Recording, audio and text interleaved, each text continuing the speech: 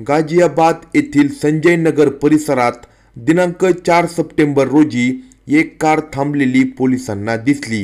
रात्रीच्या काळोखात ही कार बराच वेळ थांबून राहिल्याने गस्त घालणाऱ्या पोलीस पथकाला शंका आली। त्यामुळे पोलिसांनी कारजवळ जाऊन पाहणी केली तेव्हा धक्काच बसला। कारमध्ये एक मृतदेह पडला होता। 35च्या आसपास वय असणाऱ्या पुरुषाच्या डोक्यात वार करून खून केल्याचे दिसत होते। हे दृश्य पाहताच पोलीस यंत्रणा सक्रिय झाली। काही वेळातच हा मृतदेह याच परिसरातील अमित वर्मा याचा असल्याचे उघड झाले। आता पोलीस तपासाची चक्रे फिरू लागली। यामध्ये अमितचे एका महिलेशी अनैतिक संबंध असल्याचे उघड झाले। तपास पुढे सरकत होता। अखेरीस जे हाती आले ते आश्चर्यचकित करणारे होते। माणसाच्या मनात किती विकृती भरलेली असते आणि त्या विकृतीचे परिणाम किती घातक होतात याचा अत्यंत दुर्दैवी नमुना म्हणून या घटनेकडे बघावे लागेल। घटनेची सविस्तर माहिती आपण या व्हिडिओमध्ये पाहणार आहोत। जर तुम्ही चॅनलवर नवीन असाल तर कलम 302 या मराठी चॅनलला लगेच सबस्क्राइब करा। गाझियाबाद मधील मधुबन बापूधाम ठाणे अंतर्गत संजय नगर परिसर असून येथे वर्मा परिवार राहतो। अमित वर्मा, त्याची बायको शालू आणि एक मुलगी असा हा त्रिकोणी परिवार आहे। अमित हा सोनार होता। त्याचे ज्वेलरीचे दुकान होते। साहजिकच तो श्रीमंत परिवारातील होता। हातात पैसा खेळू लागला की माणसाच्या मनात अनेक विकृतीचा नांगानाच सुरू होतो। एखादा अपवाद वगळला तर पैसा आला की मस्ती येते आणि त्या मस्तीत माणसाचे माणूसपणच हरवून जाते। अमितने वयाची 40 पार केली होती। घरात बायको होती, मुलगी वयात आली होती, समाजात मानाचे स्थान होते। साहजिकच त्याने आपली इज्जत राखून राहण्याची गरज होती। पण वाढत्या वयाबरोबर त्याच्या मनात कामुकताही वाढत गेली। त्याची नजर श्रीदेहाचा शोध घेऊ लागली। पैसा असेल तर माणूस कोणासोबतही झोपू शकतो, त्यासाठी कित्येक स्त्रिया तयार असतात। तशीच एक अमितलाही सापडली। आता तो तिच्या नादाला लागला, तिच्यावर पैसा उधळू लागला। तीही त्याला भरभरून शरीर सुख देऊ लागली। नव्या सोबतीच्या सहवासाने तो हरकून गेला। आपल्या नादाला एक बाई लागली आहे याचे त्याला अप्रूप वाटू लागले। ही बातमी सगळ्यांना सांगण्यासाठी तो अधीर झाला। हळूहळू त्याचे एका महिलेशी अनैतिक संबंध आहेत हे त्याच्या मित्र नातेवाईकांना समजले। त्याच्याबद्दल चर्चा सुरू झाली। हे पाहून अमित मनातून आनंदून गेला। पण त्याची ही भानगड त्याच्या बायकोला माहीत नव्हती। अनैतिक संबंध बायकोपासून लपून ठेवण्याकडेच बहुतेकांचा कल असतो। पण अमितच्या मनात मात्र आपले संबंध सगळ्यांना दाखवण्याची विकृती होती।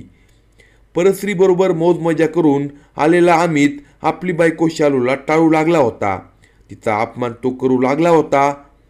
तू आता म्हातारी झाली आहे, तुझ्यात काही दम नाही, माझी प्रियसी मस्त आहे, तरुण आहे, मला खूप सुख देते, असे तो बायको समोर बरळू लागला होता।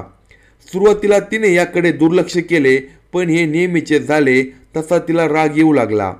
ती त्याला प्रत्युत्तर करू लागली। या कारणातून आता नवरा बायकोमध्ये भांडणाची ठिणगी पडू लागली।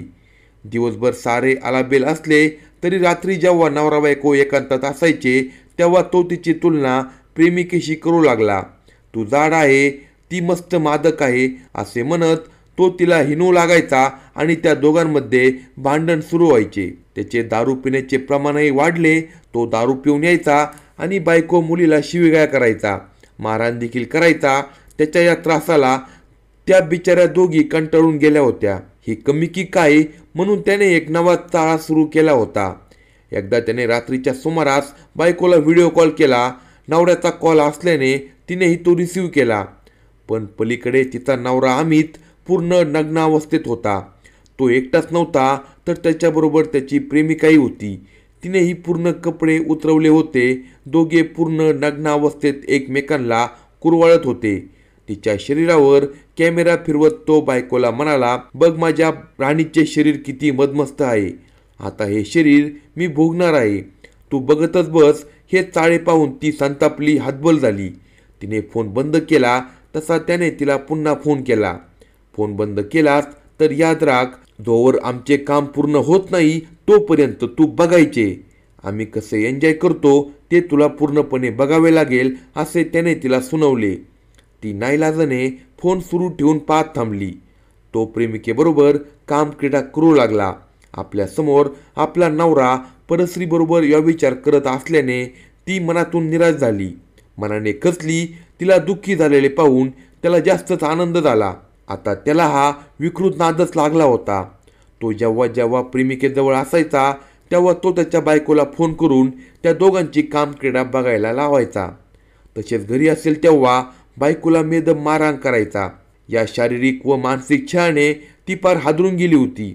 आपलाच नवरा आपला छळ करत असल्याने कोणाकडे दाद मागायची हा प्रश्न तिच्या पुढे उभा होता.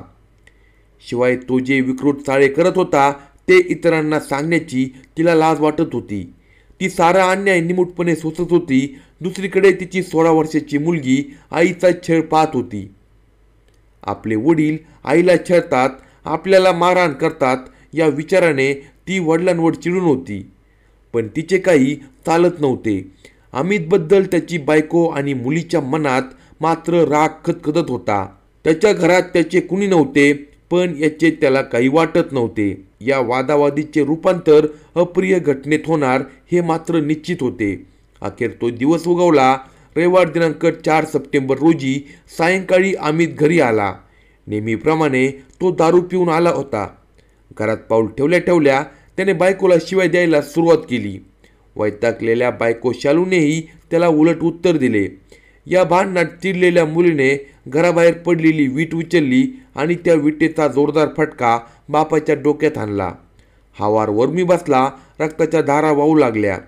तो जमिनीवर निश्चित पडल्यानंतर मायलेक सावध झाल्या. मुलीने अंदाज घेतला तर बाप अमितचा श्वास थांबला होता. तो ठार झाल्याचे लक्षात येताच त्या दोघी घाबरल्या. हे प्रकरण अंगलट येऊ नये म्हणून त्यांनी अमितचा मृतदेह उचलून वेगनार कारमध्ये घातला. रात्रीच्या अंधारात कार घेऊन त्या दोघी बाहेर पडल्या. घरापासून थोड्याच अंतरावर कार उभी करून त्या परतल्या. आता अमितच्या खून प्रकरणी कोणातरी अज्ञाताचा तपास पोलीस करतील असे त्या दोघींना वाटत होते. घरी आल्यानंतर मुलीने फरशीवर सांडलेले रक्त पुसून काढले. दोघेही घाबरलेल्या अवस्थेत घरात बसून राहिल्या. पोलिसांना जेव्हा संशयास्पद अवस्थेत अमितचा मृतदेह कारमध्ये सापडला तेव्हा आर्थिक व्यवहारातून खून झाला असावा असा पोलिसांचा अंदाज होता. अमितच्या अनैतिक संबंधाची माहिती पोलिसांना हाती लागली. त्यामुळे त्या संबंधातून खून झाला असावा असा संशय पुढे आला. पोलीस चौकशीत अमितच्या प्रेयसीने पोलिसांना दिलेली माहिती उपयुक्त ठरली. अमित शरीर संबंध करत असताना बायकोला व्हिडिओ कॉल करून बघायला लावत होता हे तिने पोलिसांना सांगितले.